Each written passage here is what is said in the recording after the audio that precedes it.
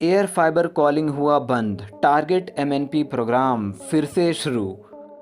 ST connected plus 5G programme अब एसपीजेपी का हिस्सा हुआ। Hello everyone, welcome to my new video. FSM calling में 1 अगस्त से चेंजेस आ चुका है और वही हम लोग डिस्कस करने जा रहे हैं। तो चलिए शुरू करते हैं।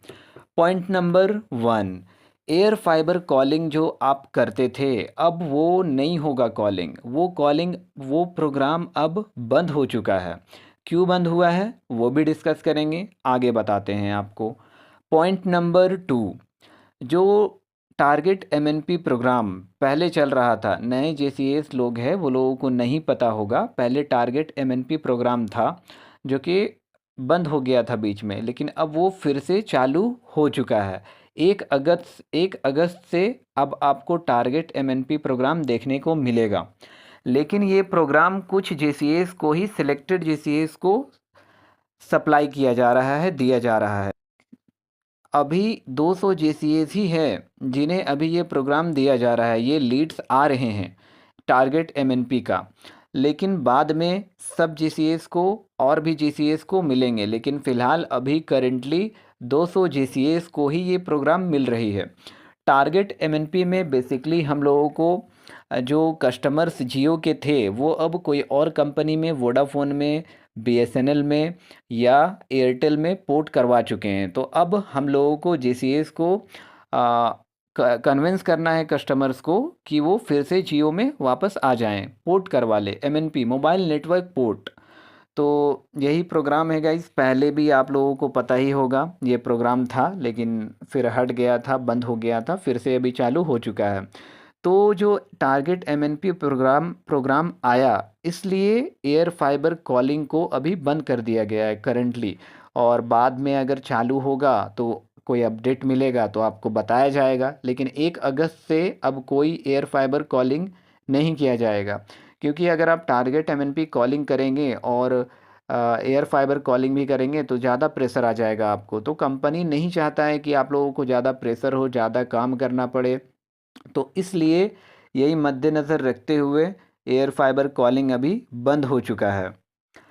तीसरा सबसे बड़ा अपडेट ये है, पॉइंट नंबर 3 ये है कि जो आप stay connected plus 5G calling कर रहे थे, अब वो एसपीजेपी का पार्ट हो चुका है। जो स्टे कनेक्टेड प्लस कॉलिंग है उसी में अब काउंट होगा आपका स्टे कनेक्टेड प्लस 5G का कॉलिंग। नेक्स्ट डे से जो आपका रिपोर्ट आएगा ना, उसमें वो अलग अलग नहीं रहेगा। Stay connected plus 5G calling वो अलग और एसपीजेपी का अलग नहीं, सब एक ही में रहेंगे। और इसका जो पे आउट है, पे आउट में भी चेंजेस आया है गाइस। चलिए तो उसको अब डिस्कस करते हैं। तो जो पे आउट स्लैब है कुछ इस तरह है, आप देख सकते हैं। चलिए वन बाय वन डिस्कस करते हैं। अगर आप 1 से लेकर 14 रिचार्जेस करते हैं तो वो काउंट नहीं होगा गाइस। तो आप ये मेक श्योर करें कि आप 1 से 14 के ऊपर रिचार्ज करें। अगर आप 15 रिचार्ज कराएंगे एससी प्लस में तभी आपका पे आउट बनेगा। मिनिमम 15 रिचार्जेस रिक्वायर्ड है।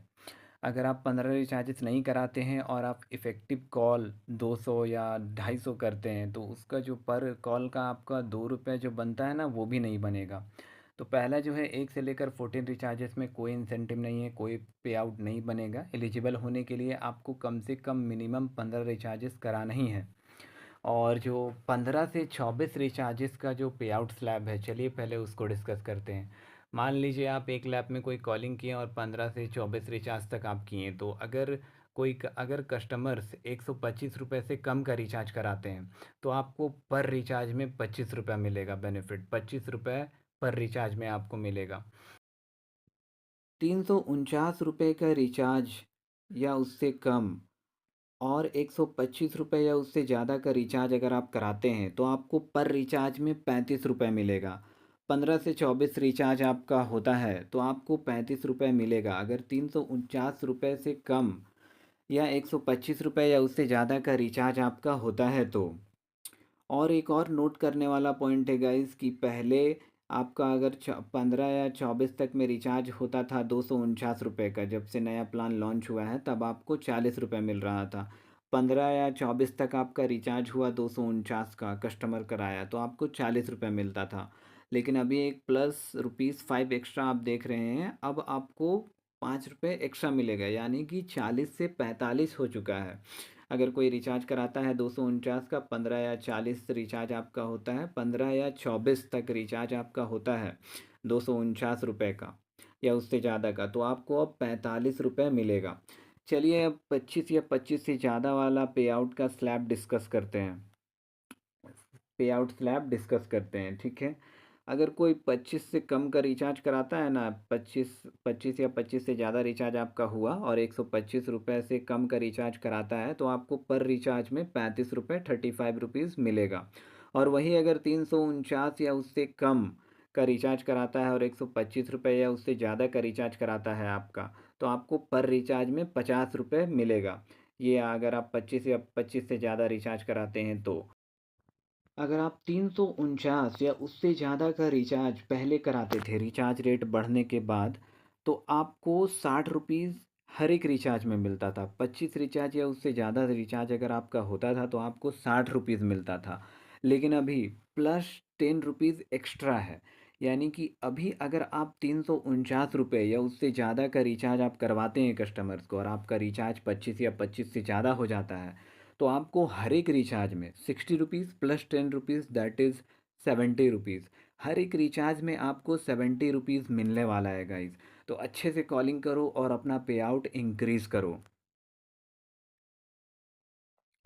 स्टे कनेक्टेड प्लस 5G का जो कॉलिंग है, पहले आप करते थे तो उसमें कोई इफ़ेक्टिव कॉल काउंट नहीं होता था कि अगर आप 15 सेकंड 10 सेकंड भी बात करते हैं और अगर वो रिचार्ज कस्टमर रिचार्ज करा लेता है तो उस रिचार्ज का आपको पे आउट मिलता था। और अभी भी वैसे ही है, अगर आप स्टे कनेक्टेड प्लस 5G में 40 सेकंड से कम बात करते हैं, 15 सेकंड 20 सेकंड बात करते हैं और अगर वो रिचार्ज करा लेता है तो उसका पे आउट आपका बनेगा। लेकिन अगर आप 40 या 40 सेकंड से ज़्यादा बात करते हैं, मेरा मतलब है अगर आप इफ़ेक्टिव कॉल देते हैं 40 सेकंड या उससे ज़्यादा का आप बात करते हैं, तो उसका 2 रुपीज़ भी आपको मिलेगा। अभी नया रूल जो नया चेंजेस आया है, तो आप मेक श्योर कीजिए कि stay connected plus 5G calling में भी आप 40 सेकंड से ज़्यादा बात कीजिए, 40 या 40 सेकंड से ज़्यादा बात कीजिए, ताकि आपको इफ़ेक्टिव कॉल का भी 2 रुपीज़ जो मिलता है वो भी मिलेगा। और अगर बाई चांस आप नहीं कर पाएँ, कस्टमर हरी में हो, जल्दी में रहे और वो कम बात कर ले, तो फिर भी अगर वो रिचार्ज करा लेता है तो उसका पे आउट भी मिलेगा, अभी जो नया चेंज आया है। और अगर आप 40 सेकंड से ऊपर बात कर लेते हैं तो 2 रुपीज़ भी मिलेगा। तो ये एक अच्छा एडवांटेज है, अच्छा चेंज जो आया है वो सही है। आई होप ये वीडियो देखने के बाद आप क्या क्या चेंजेस हुआ है एफएसएम एप्लीकेशन कॉलिंग में समझ गए होंगे। अगर फिर भी कोई डाउट हो तो कमेंट बॉक्स में ज़रूर पूछे, मैं ज़रूर रिप्लाई करूँगा। इसी तरह का इन्फॉर्मेटिव वीडियोस के लिए इस चैनल को सब्सक्राइब करें। Thanks for watching this video.